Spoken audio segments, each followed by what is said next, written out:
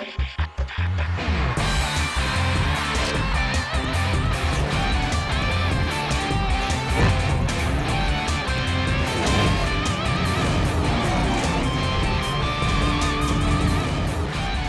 আমন্ত্রণ খেলাধুলা নিয়ে ইন্ডিপেন্ডেন্ট টেলিভিশনের নিয়মিত আয়োজন যত খেলায় সাথে আছি ফেরদৌসী। গল টেস্টে ড্র করার সাফল্য ম্লান হলো কলম্বোর বাজে হারে। সিরিজের দ্বিতীয় টেস্টে শ্রীলঙ্কার কাছে ইনিংসও ৭৮ রানে হার বাংলাদেশের। ২ ম্যাচ সিরিজ ১-০ ব্যবধানে জিতে নিল লঙ্কানরা। ব্যাটিং ব্যর্থতায় আরও একবার সিরিজ হারল টাইগাররা। টেস্ট চ্যাম্পিয়নশিপের চতুর্থ চক্রের শুরুটা দুর্দান্ত হলেও পরের ম্যাচেই পুরনো চেহারায় বাংলাদেশ। ফলাফল কলম্বো টেস্টে ইনিংস ব্যবধানে হার, সঙ্গে সিরিজ হাতছাড়া। ৬ উইকেটে ১১৫ রান নিয়ে চতুর্থ দিন শুরু বাংলাদেশের। আধা ঘন্টার কম সময়ে বাকি ৪ ব্যাটার হারায় টাইগাররা। আস্থার প্রতিদান দিতে ব্যর্থ লিটন, ১৪ রানে প্রভাত জয়সূরিয়ার বলে কাটা টাইগার উইকেট কিপার ব্যাটার। এরপর তাসের ঘরের মতো ভেঙে পড়ে বাংলাদেশের ইনিংস। একে একে নাইম, তাইজুল আর ইবাদতের বিদায়ে লঙ্কানদের জয় উল্লাস। এদিন মাত্র ১৮ রান যোগ করতে পেরেছে টাইগাররা। খেলায় হার জিত থাকবে, বাট আমার মনে হয় যে প্রথম টেস্টে যেভাবে আমরা ডমিনেট করে খেললাম, এই টেস্টে আর একটু বেটার ক্রিকেট খেলতে পারতাম। হারা জিতা তো অবশ্যই থাকবে, বাট আমরা যদি আর একটু ডমিনেট করে খেলতে পারতাম তাহলে হয়তো ইমপ্রুভমেন্টের জায়গাটা আমরা দেখতে পেতাম। টাইগারদের একাই ধসিয়ে দেন প্রভাত জয়সূরিয়া। লঙ্কান স্পিনারের ফাইফারে ১৩৩-এ থামে বাংলাদেশের ইনিংস। মাত্র ২২ ম্যাচে জয়সূরিয়ার ১২ বার ৫ উইকেট শিকার। অন্যদিকে টেস্টে বাংলাদেশের কান্ডারি তাইজুলের ১৭ ফাইফার ৫৫ ম্যাচে। পার্থক্য এখানেই। তাইজুল ভাইয়ের ৫ উইকেট বা লম্বা স্পেল বোলিং করা, সো এই জিনিসগুলো আমরা নিয়ে যেতে পারি। মুশফিক ভাই অনেকদিন পরে এরকম একটা লম্বা ইনিংস খেলেছে। সো ওভারঅল বেশ কিছু জায়গা আছে যেগুলো নিয়ে আমরা সামনে আগাইতে পারি। ম্যাচ ও সিরিজ সেরা লঙ্কান ওপেনার পাথুম নিশাঙ্কা। তার কাছেই হেরেছে শান্তর দল। ব্যর্থতার চোরাবালিতে আরও একবার আটকে বাংলাদেশ। ওয়ানডে আর টি-20 সিরিজে ঘুরে দাঁড়ানোর চ্যালেঞ্জ টাইগারদের সামনে। Galib Hasan, independent news. শ্রীলঙ্কার কাছে কলম্বো টেস্ট হারের পর বাংলাদেশের অধিনায়কত্ব ছাড়লেন নাজমুল হোসেন শান্ত। ম্যাচ শেষের সংবাদ সম্মেলনে বলেন, ৩ জন আলাদা অধিনায়ক দলের জন্য ভালো হবে না, সে কারণেই সরে দাঁড়ানো।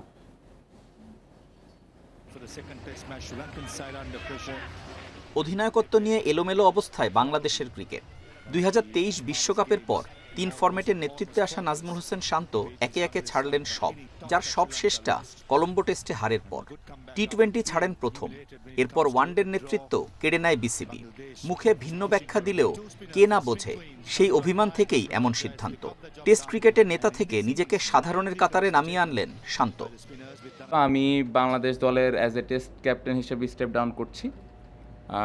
আমি টেস্ট ফরম্যাটে আর কন্টিনিউ করতে চাই না, এবং আমি একটা জিনিস একটু ক্লিয়ারলি সবাইকে মেসেজটা দিতে চাই, এটা কোনো পার্সোনাল কোনো কিছু না, ইটস টোটালি টিমের বেটারমেন্টের জন্যে এই ডিসিশনটা আমি নিয়েছি, এবং আমি মনে করি যে এটাতে টিমের ভালো কিছুই হবে। বাংলাদেশের হয়ে খেলা ৩৭ টেস্টের ১২টিতে নেতৃত্ব দিয়েছেন শান্ত। ৩টি জয়ের মধ্যে আছে পাকিস্তানের মাটিতে সিরিজ জয়ের সাফল্য, ৮ হারের পাশে একটি ড্র। ক্যারিয়ারের শুরু থেকে নানা চড়াই উতরাইয়ের মধ্যে দিয়ে এগিয়েছে শান্তর ক্যারিয়ার। সমালোচকদের টিপ্পনি এড়িয়ে খেলা চালিয়ে যেতে হয়েছে, চাপকে সঙ্গী করে সফলও হয়েছেন। তবে ধারাবাহিকতার অভাব ভুগিয়েছে সব সময়। টি-20তে লম্বা সময়ের জন্য লিটন দাসকে অধিনায়ক করেছে বিসিবি, আর ওয়ানডের দায়িত্ব পড়েছে মিরাজের কাঁধে। এই দুজনের কাউকে টেস্টের নেতৃত্বে আনা হবে নাকি নতুন কেউ, সেটাই প্রশ্ন। কিন্তু সেই নতুনের অপশনও যে নেই। লাল বল আর সাদা বলের আলাদা অধিনায়ক করার সুযোগও নেই বিসিবির সামনে, কারণ সাদা বলে লিটন, মিরাজ দুজনেই আছেন নেতৃত্বে। টাইগারদের নেতা নির্বাচনে বিসিবির অগোছালো আচরণের পরিণতিতেই আজ এই অবস্থা। Rakibul Hasan, independent news.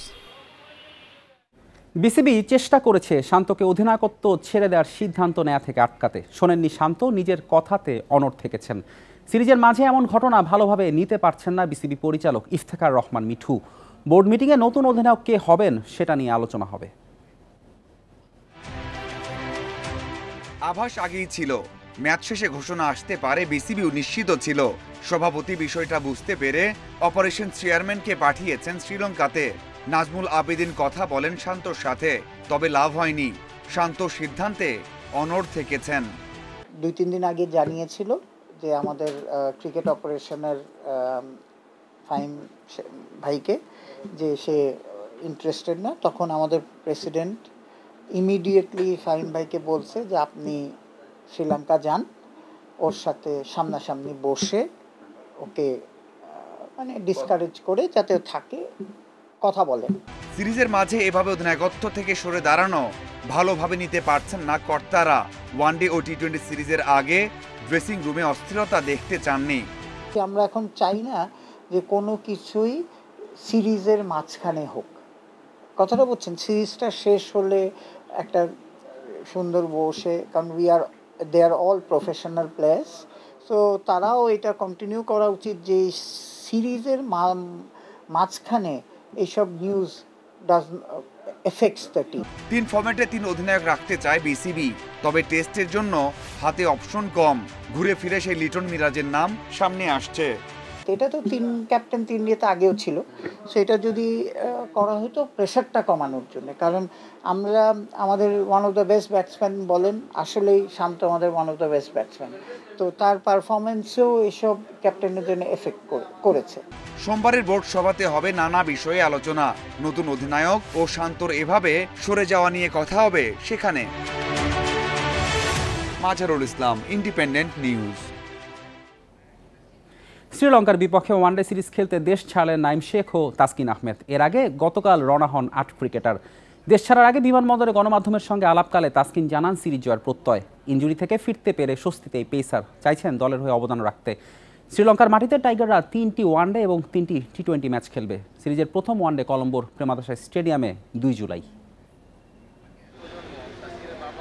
প্রায় 3 মাসের মতো খেলার সুযোগ হয়, খেলতে পারি নাই।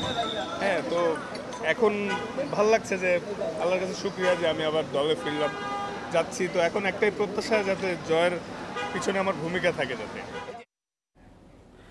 রংপুরের ক্রিকেটকে এগিয়ে নিতে সব ধরনের চেষ্টার প্রতিশ্রুতি বিসিবি সভাপতি আমিনুল ইসলাম বুলবুলের। রংপুর ক্রিকেট গার্ডেনের আউটফিল্ড দেখে হতাশা প্রকাশ করেন তিনি। সেখানে অনেক ভালো করার জায়গা আছে বলে মনে করেন বুলবুল। বাংলাদেশের টেস্ট মর্যাদা অর্জনের 25 বছর পদার্পণে রংপুর ক্রিকেট গার্ডেনে দিনব্যাপী আয়োজিত উৎসবে ছিলেন বিসিবি সভাপতি। রংপুর ক্রিকেটের সংকট ও সম্ভাবনা সবই ভালোভাবে পর্যবেক্ষণ করেন বুলবুল।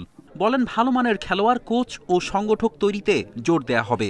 রংপুরে আন্তর্জাতিক মানের ক্রিকেট স্টেডিয়াম, একাডেমি সহ সব ধরনের সুযোগ সুবিধার প্রতিশ্রুতি বোর্ড সভাপতির। 21 বছরে মাত্র 3বার বা 4বার লিগ হয়েছে, এটা তো অত্যন্ত দুঃখের ব্যাপার। আপনি কত ক্রিকেটারকে বঞ্চিত করেছেন। ট্রেনিং এডুকেশন দিয়ে আমরা এখানে প্রপার কোচ তৈরি করব, সেই কোচিং থেকে আমরা ভালো শুধু কোচ তৈরি করব না, ভালো মানুষ তৈরি করব। রংপুরে মাঠ ও উইকেটের অভাবে ঠিকভাবে অনুশীলন করতে পারছেন না ক্রিকেটাররা, সে নিয়ে তাদের আক্ষেপ। প্রথম বিভাগ, দ্বিতীয় বিভাগ, তৃতীয় বিভাগ, এগুলো টুর্নামেন্ট হয় না। আমাদের মাঠে আমরা অনেক খেলতে পাই না, কোনো কিছু দেখতে পাই না, কোনো খেলা। একটা সামান্য ব্যাটারি দাম দেখেন আপনি 40 থেকে 45 হাজার টাকা। যদি খেলা না হয় তাহলে এই ব্যাট কে কিনে দিবে? স্টেডিয়ামে প্র্যাকটিস করি, তো ওখানে হচ্ছে মানে মেয়েদের তো ওইভাবে কোনো মানে সিকিউরিটি কিছু নাই। অভিভাবকরা বলছেন উন্নত মানের মাঠ না থাকায় রংপুরে ভালো ক্রিকেটার গড়ে উঠছে না। বিসিবি সভাপতির কাছে দাবি করে স্মারকলিপি দেন তারা। এটা ক্রিকেট গার্ডেন, অথচ এখানে আমাদের গ্যালারি নেই। দেখা যাচ্ছে যে আমরা যে জায়গায় বলবো একটু জায়গায়, ওখানে অন্য লোক এসে বসে আছে। আকবর, নাসির, শুভর মতো ক্রিকেটাররা বাংলাদেশের প্রতিনিধিত্ব করে রংপুরের জন্য সুনাম বয়ে এনেছেন। ফেরদৌস ইসলাম, ইন্ডিপেন্ডেন্ট নিউজ। নারী এশিয়ান কাপ বাছাইয়ে নিজেদের প্রথম ম্যাচে বাহরাইনের মুখোমুখি হবে বাংলাদেশ। শক্তিমত্তায় পিছিয়ে থাকলো আত্মবিশ্বাসী আফিদার দল। ম্যাচ শুরু কাল সন্ধ্যা 6:30টায়। বাছাইয়ের 8 গ্রুপের সেরা 8 দল খেলবে মূল পর্বে। বাংলাদেশের জন্য পথ মোটেও মসৃণ নয়। ফিফা র্যাঙ্কিংয়ে বাহরাইনের চেয়ে 36 ধাপ পিছিয়ে 128 নম্বরে লাল সবুজ দল। বাহরাইনের শক্তিশালী আক্রমণ ভাগ কঠিন চ্যালেঞ্জ বাংলাদেশের জন্য। তবে সম্প্রতি ইন্দোনেশিয়া ও জর্ডানের বিপক্ষে নারী দলের পারফরমেন্স প্রত্যাশা বাড়িয়েছে।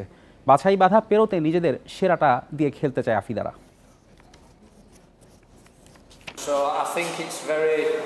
ফুটবলে আপনি কোনো দলকে খাটো করে দেখতে পারবেন না। যে কোনো দলই আপনার পথ রোধ করে দাঁড়াতে পারে। বাহরাইন শারীরিকভাবে শক্তিশালী ও তরুণ দল, তারা উন্নতি করেছে। কঠিন হবে বাহরাইনের বিপক্ষে লড়াই। প্রবাসী ফুটবলারদের 3 দিনের ট্রায়াল শুরু করেছে বাফুফে। সকালে জাতীয় স্টেডিয়ামে উপস্থিত ছিলেন বিভিন্ন দেশ থেকে আসা 48 জন ফুটবলার। দেশের জার্সিতে খেলার স্বপ্ন নিয়ে এসেছেন তরুণ ফুটবলাররা। অনূর্ধ্ব 19 ও 23 2 বিভাগে হচ্ছে ট্রায়াল। প্রথম দিনে ওয়ার্ম আপের পর কোচিং প্যানেল ব্রিফিং করেন তরুণ ফুটবলারদের। বাফুফের টেকনিক্যাল ডিরেক্টর সাইফুল বারী টিটুর নেতৃত্বে কাজ করছে কোচিং প্যানেল। ফুটবলারদের ফিটনেস, দক্ষতা এবং পজিশন সেন্স বিচার বিশ্লেষণ করছেন তারা। বাছাইকৃতদের বয়সভিত্তিক দলে সুযোগ দেওয়া হবে, তারপর পারফরম্যান্স বিচার করে খুলবে জাতীয় দলের দরজা। এই ছিল আজকের যত খেলা। ইন্ডিপেন্ডেন্ট টেলিভিশনের সব খবর বিস্তারিত জানতে চোখ রাখুন ফেসবুক, ইউটিউব, এক্সে। আমন্ত্রণ আমাদের পরের আয়োজনে।